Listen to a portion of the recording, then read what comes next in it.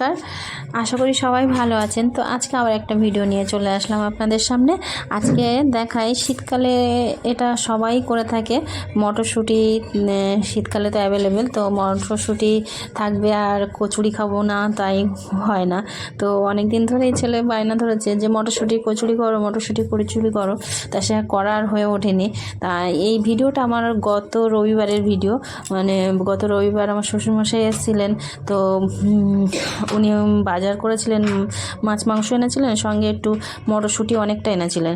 তার দুপুরবেলা বসে বসে মটরশুঁটিগুলো ছাড়িয়ে রেখেছিলাম, আর দুপুরবেলা আবার একটু চিকেনটাও করে রেখেছিলাম অনেকটাই। তো দুপুরবেলা খাওয়া হলো, আর রাত্রেবেলা বেশ অনেকটাই চিকেন ছিল। তো কী করব, আমি ভাবছি যে মটরশুঁটিগুলো কচুরি বানাই। শ্বশুরমশাই আছে, শাশুড়ি আছে, আমার দেওরের ছেলে ছিল।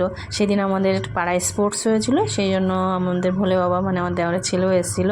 তো মটরশুঁটিগুলো সিদ্ধ করে তারপর মিক্সিতে পেস্ট করে নিলাম, নিয়ে সেটাকে একটু নুন হলুদ কালো জিরে দিয়ে শুকনো লঙ্কা ফোড়ন দিয়ে সেটা ভালো করে মানে মটরশুঁটিটা করে নিয়ে সেটাকে পুর মতো করে নিয়ে তারপরে ময়দাতে লেচি করে সেটা পুরটা ভরে তারপরে যেমনভাবে কচুরি করে সেইভাবে করলাম।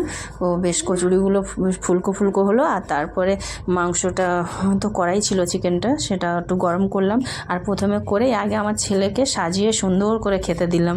যে ওই তো প্রথম খেতে চেয়েছিল কড়াইশুঁটির কচুরি, সেই জন্য ওকে দিলাম। তো ও বেশ তৃপ্তি করে মানে খেলো।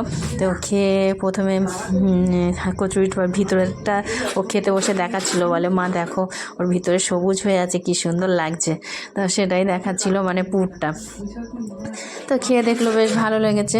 তো বলে মাংসর থেকে শুধুই ভালো লাগছে। তারপর আমরাও খেলাম, তা সত্যি তাই, মাংস দিয়ে নয় শুধুই বেশি ভালো লাগে।